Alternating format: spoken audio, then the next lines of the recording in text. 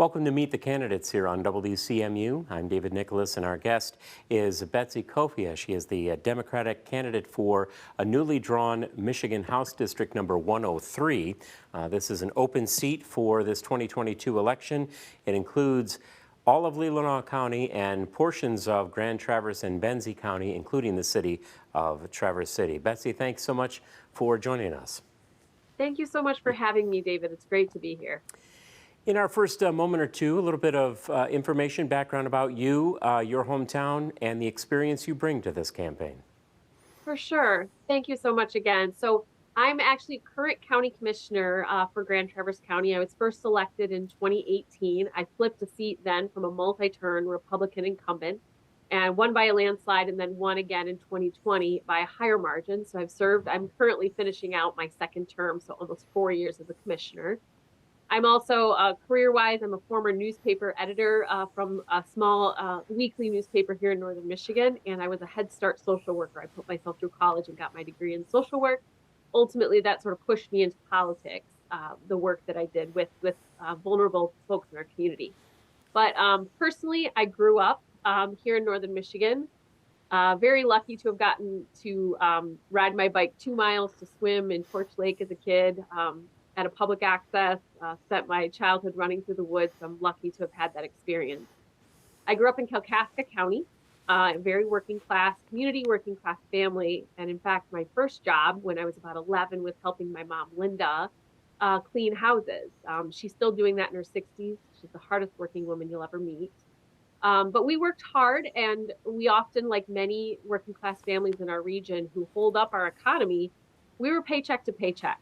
And that meant things like doctor visits, healthcare, dental care were sometimes things we could not afford. That really had a strong impact on me, and focus is why I'm in public service. I'm really connected, having the lived experience of a lot of our workers and families living in the 103rd. The healthcare issue continues to be a thread through my life, and something that I believe strongly we as a state need to get to the point where every family and every child can get the care they need. In 2020, while I was serving as a county commissioner, I survived a battle with a serious brain tumor, major surgery, months of recovery where I could not work, and a $300,000 medical bill.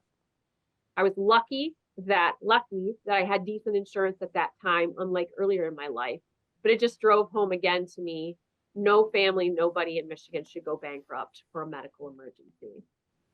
So I got into politics because I know that we can in Michigan be a state where every family can get the care they need, that we can access dental and mental health care that we all need.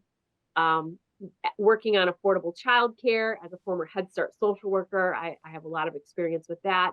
And then get housing with dignity for our people. So I'm in public service because I'm committed to doing everything I can to help build a stronger Michigan where all of our families can thrive.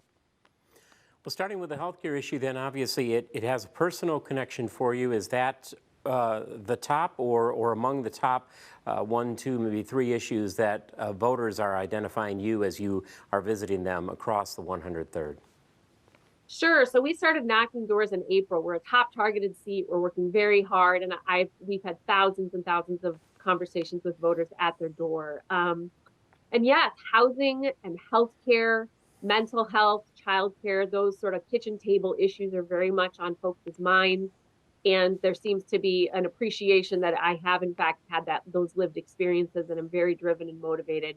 I don't look at budget, those decisions as like far away somebody else's problem, and it's just a budget and a spreadsheet. It's real people. And so that has been a top of mind issue since May. The issue of Roe versus Wade being overturned and this sort of extreme right wing overtake of our courts, and they currently hold our legislature, that has been very top of mind as well. There are a lot of Michiganders who disagreed with that decision and believe that, frankly, big government should stay out of us and our decisions around family planning, around privacy and reproductive freedom. And so that has come up a lot. And as it happens, my opponent, Jack O'Malley, is a sitting lawmaker. He has a pretty severe anti-choice extreme record. For example, in 2019, he voted to make it a 2-year felony for providers to give the most common medically needed abortion procedure. And then this year, after the Roe overturn, he used his vote to keep the 1931 trigger ban on abortion on the books in Michigan, which has no exceptions for rape or incest. So there's a lot of concern that we cannot afford those kind of anti-choice extreme views. And I'm getting a lot of support from folks who would like a representative who is going to protect and expand our rights rather than taking them away. And that issue in particular is also on the ballot in the form of Proposal 3.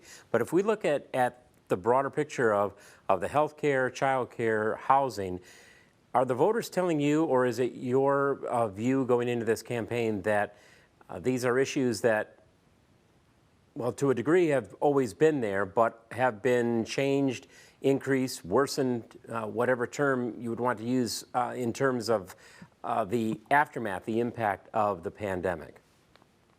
Yeah, so this region is in particularly experiencing a lot of stress around housing. It's always been a desirable place to live. It's sort of this blessing and curse, right? So it drives prices up. And so the nurses, the firefighters, the teachers, the service workers who pour your wine and take care of your elders and, childcare workers, it has always been a struggle in this region, but it has gotten measurably more stressed. The housing stock in the area.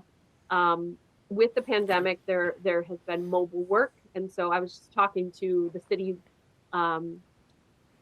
the city planner who in Traverse City who's working on housing, and he said, "Look, I have a neighbor who bought recently during the pandemic, and I'm not competing with him for local jobs and wages. He has a Silicon Valley job, so he has Silicon Valley wages, and local workers cannot compete." So we have had a large influx of white collar workers purchasing homes in the area, which is great. But again, there's limited housing stock. Another really concerning trend is that a lot of large, national management companies are buying up all the housing stock, the starter houses, and turning them into short-term investment properties, essentially short-term rentals without that local person living in the home. There's no homestead. There's no homesteading happening there. And so that has also exacerbated the housing issue significantly. And I think the state, I differ from my opponent, Mr. O'Malley. I looked at his website and he really said, well, this is kind of a local government and local community issue to work on. I don't think the state has much they can do. I completely disagree. As a local elected official who's been staring at this and pushing my board to use the limited tools we do have, we need the state to take responsibility and be a much more active partner with things like tax credits for people who are willing to do long-term rentals, for example. There's Michigan Housing Development Authority has criteria for the public dollars that they have available for developers, but they unfortunately currently, the way the rules are written, it sort of penalizes you if you're a population of 50,000 or less, which is basically everybody in the 103rd, all of our local communities. So there are absolutely things that our state government can and should be doing. And as a state rep, I will be very focused on being a much more active partner than what we're currently getting out of our, state reps up here. A few moments left, and I wanted to, when you talked about the population increase, people moving into the area, is that including workers to fill jobs? We've seen the job shortages across, and in this case, a need for the construction help to expand the available housing in that area as other folks there. But does the area have a sufficient and sufficiently trained workforce, or is that a concern? So what we're running into again is the workers who are here are struggling to make ends meet because they themselves are struggling to afford housing. We actually just posted something on our social media, a video of a builder whose staff can't afford houses themselves. So here they are building homes, but they can't find affordable housing themselves. Childcare is at a huge crisis, and I think we need to expand things like TriShare, which is a Governor Whitmer initiative that has the state be a partner and actually invest dollars, pays a third, the employer pays a third, and the family pays a third to then afford childcare. So housing and childcare, as well as healthcare costs, are very much stressing our current workforce. And frankly, the childcare is keeping a lot of parents out of the workforce. and keeping that talent on the bench. So again, that's where I'm looking. I don't accept my opponent's assertion that the state has so little they can do and it's just up to the local communities. As a county commissioner, I'm here to tell you the state can and should be doing a lot more to address things like housing and childcare and healthcare costs so that our workers can afford to go to work. And briefly then, as we look at the pandemic's effect on the economy, how has that reshaped or how is it reshaping the overall economic landscape? The types of businesses, the type of work that is in that area, has it changed at all or been impacted at all because of COVID-19? I mean, again, we have had an influx of sort of white collar workers who are able to move here from Silicon Valley or other parts of the country to work remotely, and that is certainly an outcome of the pandemic. In the meantime, again, I'm just going to keep beating the drum. We need the state to be a partner to really work around housing, childcare, mental health, and childcare to make it so that the people who are already here, who are a long-term part of our community, can be an active part of our economy, can get good paying jobs, and can actually afford the other costs, right, associated with just being a functioning member of our community. In the last moment or so that we have then, if you were to take this range of issues, bring it down to a single message you would want to leave with the voters as they get set to go to the polls in November, what would that message be from you to them? So I talk to folks at doors and it's, look, I have the lived experience. I have worked 2 and 3 jobs to make ends meet. I know how hard our people work. And if you want a representative who gets it at a visceral level, worrying about healthcare, the cost of housing, I'm your girl, and I'm working very hard on it at the local level, and I will do so at the state level. And then the other piece is we are at a crossroads as a country, and Michigan's legislature is the new battleground for some basic rights like reproductive freedom and privacy.